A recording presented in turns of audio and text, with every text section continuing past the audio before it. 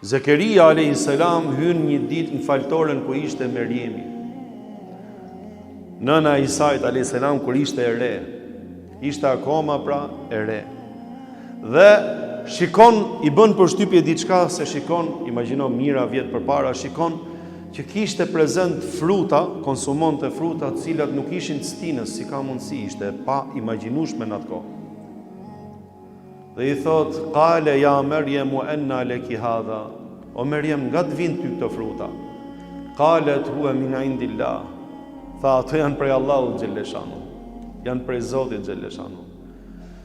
Dhe i dha indicje një besimtare shumë e mirë si Merjemja, i dha indicje një profeti prej profetëve të Allahut xhelleshanu, që Zoti xhelleshanu kur don ai që i ka vendos ligjet dhe rregullat e natyrës, ai me mrekullinë e vet i prish ato dhe i kalon ato se është i plot fuqishmi. Ai që ka vënë ekuilibrat, ai din që ti sistemoj punët më mirë se kushdo tjetër, subhanallah.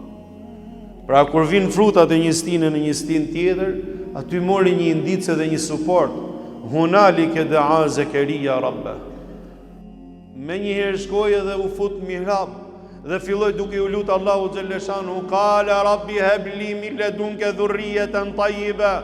O Zot, më dhuro mua një trashëgimtar të hajrit, o Allah. Megjithëse i kishte të i kalu koha, Allahu xhelleshanu ja rregulloi bashortën e tij e cila nuk lindte, e bëri që të lindi dhe i fali Jahjan.